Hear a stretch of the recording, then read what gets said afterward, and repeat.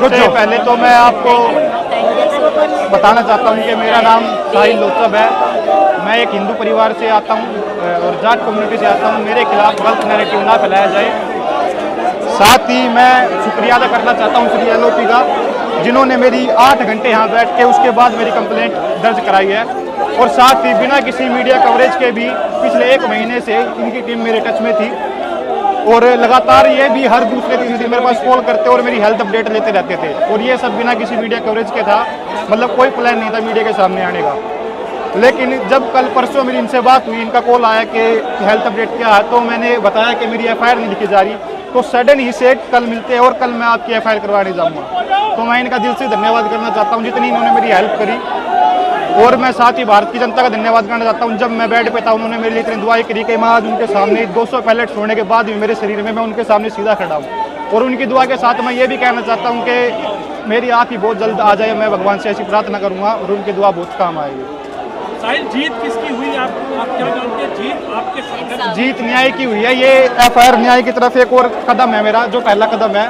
पर मेरे को खुशी से ज़्यादा दुख भी है कि LOP के होने के बावजूद भी 8 घंटे लग गए कंप्लेंट लिखाने में, जबकि मैं खुद गवाह खड़ा हूँ। मेरे शरीर में 200 से ज़्यादा छर्रे, उसके बाद भी मेरी FIR को 8 घंटे में लिया गया। और शायद ये ली भी ना जाती अगर LOP मेरा साथ न देते तो।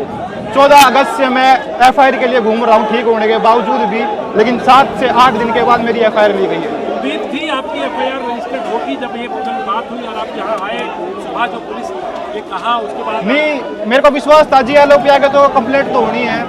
ये विश्वास भारत के हर छात्र को मैं यही कहना चाहता हूँ कि आपको विश्वास रखना, आपकी आवाज़ को कोई नहीं दबा सकता जब तक ऐसी जननायक भारत में है।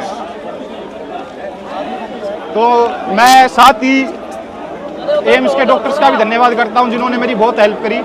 अपने जब मैं उनके पास जाता तो मैं आपके साथ अपना पर्सनल जो एक्सपीरियंस शेयर भी करता हूँ कि जब भी मैं उनके पास जाता तो वो कहते कि we are proud of you, जिससे सुन के मेरा हौसला और बढ़ता। तो मैं उनका भी धन्यवाद करता हूँ। बस आप कुछ कहेंगे? सर का धन्यवाद करना चाहूँगी, इन्होंने हमारी इतनी मदद करी। हमें 8 घंटे के यहाँ बिठा रखा। ये नहीं होता तो हम आपको तो भगा देते। ये गए थे हमारे साथ, इन्होंने काम किया है, इन्होंने करा। 14 तारीख से घूम रहे हैं हम। 14 तारीख को हमारे को 4 थानों में हटाया, फिर क्राइम ब्रांच में भेजा। ये हमारे साथ थे जब भी हमारी FIR नहीं लिखी थी। आज ये आए हैं तो आप सब देखिए, अभी तो जैसे अभी कहा शुरुआत हुई है, ये न्याय का पहला कदम है। केस लॉन्च हुआ है। देखिए, कितने दिन हो गए टोटल जब से आपको ये गोली लगी? 20 जुलाई को हुई थी। आज 1 महीना हो गया। 1 महीना हो गया। छर्रे शरीर में है, 3 छर्रे आंख में है। आंख से इनको दिखाई नहीं देता है।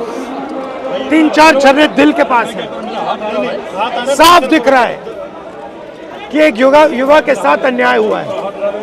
और तब भी आज सुबह 11, 11:30 बजे हम यहाँ आए। 1 महीने से ये घूम रहे हैं।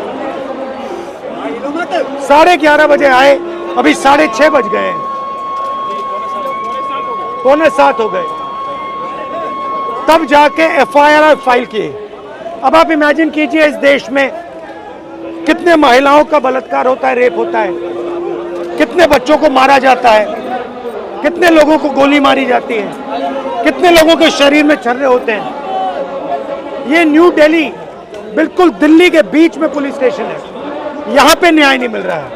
अब इमेजिन कीजिए, गांव के किसी पुलिस स्टेशन में या छोटे से शहर के किसी पुलिस स्टेशन में क्या होता है। हमने यहाँ पे कोई गलत काम नहीं किया है। हमने सिर्फ एक हिंदुस्तान के नागरिक के लिए, उसकी माँ के लिए, उसके पिता के लिए न्याय मांगा है और उसके लिए 8 घंटे लग गए।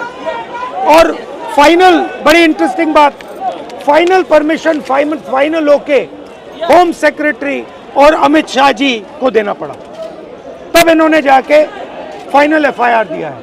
तो आप समझ जाइए FIR रोक कौन रहा था। ये बेचारे जो पुलिस वाले हैं, ये चाहते थे FIR करना, वो वाले भी चाहते थे FIR करना, बट ऊपर से न्याय की ब्रेक लगी हुई है। धन्यवाद। आपके राहुल सर